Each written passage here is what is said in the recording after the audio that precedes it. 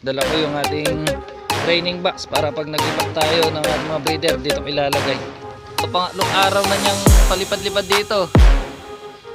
Ayan, so ililipat ko muna to. Ayan, maliit pa naman yung mga sisiw. Naalala ko tuloy yung handpid natin dati, yung nag-iisang young bird natin. Ayun, tago na naman. Ayan, yeah. So alas 5 na, magpapakain na tayo.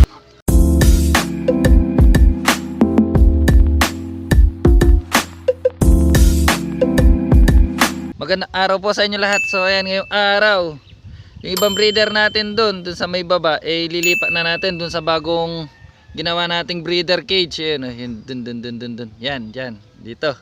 Yan. So dito nga, dito sa may baba, kung saan yung ating mga breeder dati, pipili na tayo dun, yung iba ilalagay na natin dyan. Para makapag-breed na tayo. Ayan, makapag-condition na tayo sa ating mga breeder. Ayan, dyan. So anong pang hinihintay natin? Tara.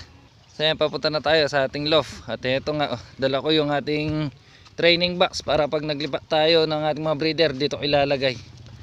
Ayan. Kandila. Ayan yung tropa natin, nag-iisa. Wala yung iba. So nandito nga pala yung mga tropa natin. So mamaya panigurado tatambay dito yan.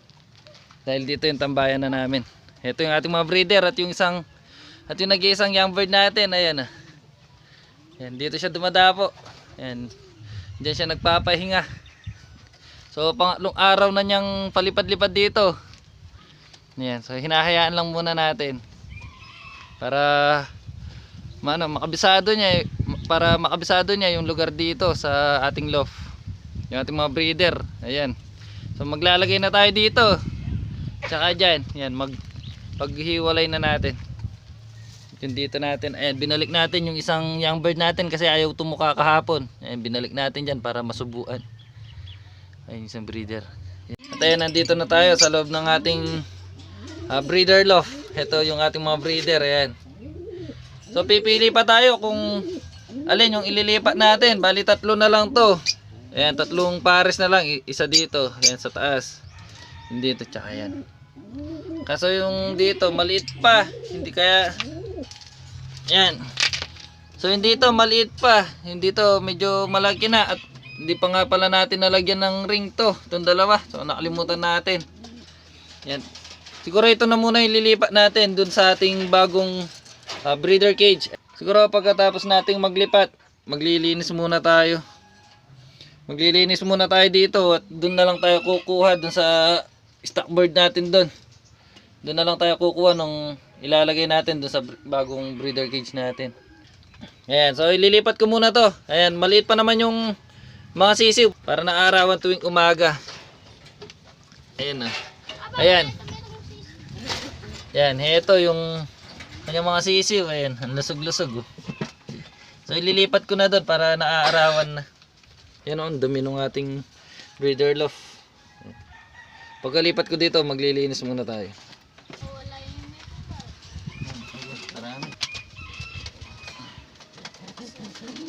Ito na yung dalawang breeder natin. Ayan, ililipat na natin. Yung ating mga tropa, ayan, magpapatulong tayo sa kanila. Ayan o. Ayan, yung dalawang mahiyain. Liba, ayan.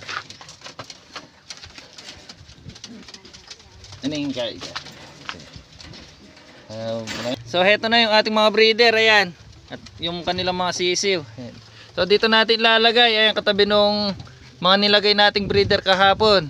Dito na lang muna sila habang pinapalagay yung kanilang mga sisiw. Ayan, para yung araw, ayan, naaarawan dito pag umaga. So ito sila, nailagay na namin ng ating mga tropa. Ayan, tinulungan ako ng ating mga tropang maglipat ng ating mga breeder. So ngayon naman yung mga stock bird natin doon, kukuha na tayo. Ayan, para masubukan natin yung mga lahi nila. Ayan, pati yung mga puti natin doon na ginagawa sitter, subukan din natin. Ayan, lagay natin dyan. So nandito yung isang tropa natin, si Ayel. Ayan, magpapakitang gilas daw yung kanyang mga ibon. Yung kanyang mga linalaban sa ating mga palaro. Ayan. Ayan, ang galing. Ayan, ang amo ng kanyang ibon. Ayan. Ayan. So Ayan, dumapo sa loft natin. At yung young bird natin isa, ayun. Ayun. Ang galing ng ibon niya oh. Parang naalala ko tuloy yung handpid natin dati. Ayun, lumayo na yung ibon niya. Ayun. Hinuli na yata eh. Ayun oh. Ang galing oh. Ayun. Lumayo na pero bumalik pa dito. Ayun. Ayun na. Yan. Ang galing oh. Ayan. Kaya pala nung naglaro tayo, ganyan yung ibon niya, ang bilis umuwi. Ayan. Yun siya. Ayan. So ayan oh, lumayo nga yung ibon niya. Tignan natin kung babalik nga siya. Ayan oh. Ayan, dumapo dun sa may bubungan. Ayan oh. Galing oh. Yan siya oh. Mapin. Pero kaya mo, alis maamo yan man. Ayan oh, galing na oh. Ayan oh, pupunta lang ni Paris na. Dana. Ah, ba yung piolo yan? Tayo. Ay, minuli na yata. So ayan, umuwi na. Napagod. Ayun oh, bumalik pa ito. Ang galing oh. Ang galing ng ibon niya. Ayun oh. Pabalik-balik. Yung loft niya nandito sa likod natin. Pero ayan oh. Tignan nyo naman ang galing ng ibon oh. Hindi umaalis oh. Ayan. Ayan oh, tinatawag lang niya.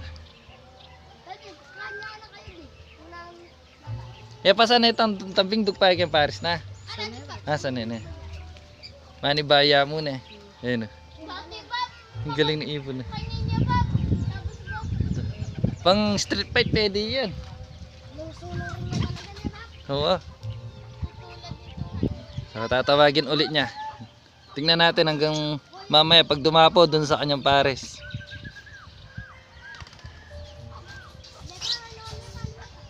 Ayun oh, lumipad.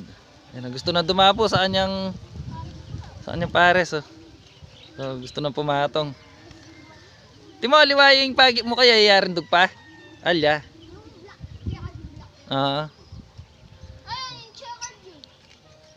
Ayan o, bisa na yung tagyan o. Ayan o, ayan o. Ayan siya.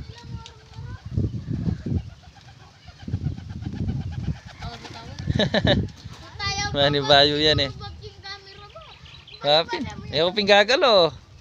Ayan o.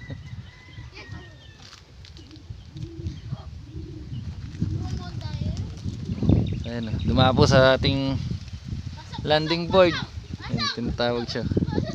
Alam na alam niya yung tawag oh. Tingnan niyo.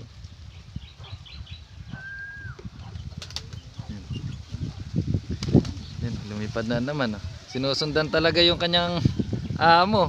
Ayan. Galing ng ibon oh. Ang galing ng ibon ng bata.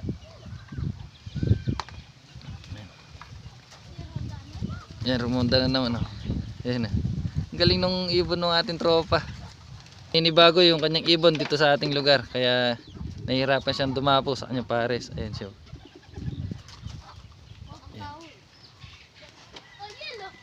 Ay, pinundaya naman ka na ako.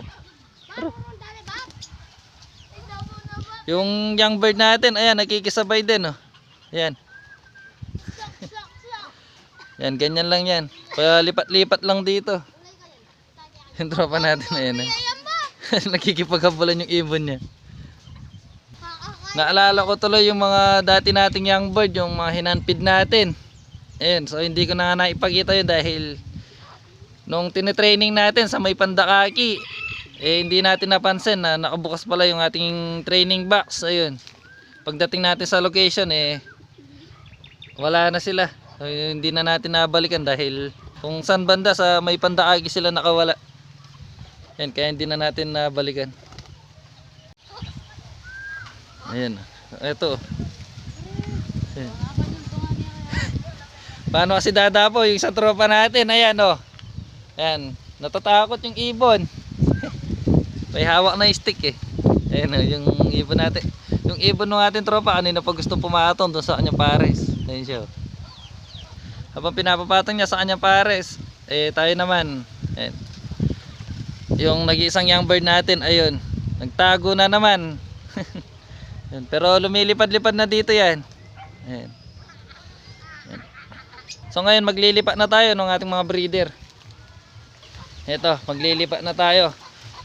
So itong dalawang ibon natin dito na binalik sa stock bird, ayan, ibabalik ulit natin dun sa ating ginawang cage para makondisyon na natin yung katawan. Ayan, tapos subukan natin ipares dito sa mga ginagawang sitter natin. Ayan, dito dyan sa dalawang puti. Subukan lang natin. Ayan. Ayan, nakuha na natin yung dalawang kak. Ngayon naman yung dalawang puti dito yung kukunin natin para malagyan na natin sa ating cage. Yung ibon ng ating tropa, ayun, Rumonda. Galing. Nagda-dive naman dito sa kanyang pares. Ayan o. Ay. Ayan. So ayaw talaga pumatong sa kanyang pares. Pero ang amo nung kanyang ibon, konting practice pa siguro. Ayan, siguro ano na yan. Matututo na. At yung mga breeder natin, heto na. Ilalagay na natin dito para condition na natin yung kanilang katawan para sa breeding. At ayan, nailipat na namin yung ating mga breeder. Ayan. So tinulungan tayo ng ating mga tropa. Ito. Ayan o, si Pogi. Yeah. Ayan. So tinulungan tayo ng ating mga tropa. At ito sila. Ayan. So yung mga kak natin, ayan, pinagsama-sama muna natin sila dyan. Yung tatlo. At yung mga ipapares natin, ayan o, sa likod nila. So hindi muna natin sila pinag-meet para pag pinagpares na natin, sabik na sabik yung mga kak natin. At yung mga may sisiw natin, heto. Ayan, preskong presko dito sa bagong cage nila. Ayan. So ilang araw lang ipagpapares na natin yung mga hen at kak na yan para makapag-breed na at para magkaroon na tayo ng mga young bird. Ayan. At ngayon naman maglilinis muna tayo bago tayo umuwi. Kwentuhan muna kami ng ating mga tropa. Ano? So ayan, time check at alas 5 na. So ayan nga, nalabas na natin yung ating mga breeder. Ayan, so magkukondisyon na tayo dyan. Tapos nakapaglinis na rin tayo dito sa ating breeder loft. Ayan, so malinis na yan. Yan, so nakapaglinis na tayo dyan. Tsaka dito sa ating loft. Ayan. At yung nag-iisang young bird natin, ayan o. Dito lang siya dumadapo. Ayan, palipat-lipat lang sa ating mga breeder. Ayan, pero mamaya papasukin ko na yan. So alas 5 na nga, kaya magpapakain na tayo. Ayan, ang ganda talagang tignan ng ating bagong breeder cage. Ayan. So alas 5 na, magpapakain na tayo. Kaya dito ko natatapusin yung video natin ngayong araw. Ayan. So hanggang dito na lang. At bago pala matapos yung video natin, shoutout sa mga tropa natin na tumulong sa atin na ilipat yung ating mga breeder dito. Ayan, tinulungan nga tayo kanina para ilipat yung mga breeder dito at hindi tayo masyadong nahirapan at hindi tayo pabalik-balik dyan sa ating breeder loft. Ayan, buti nandito sila at dito na sila tumatambay ngayon sa ating loft. Ayan, may kakwentuhan pa tayo dahil sa kanila. Ayan. Ito ko na nga tatapusin yung video natin ngayong araw at magkakape muna tayo. So hanggang dito na lang. Salamat.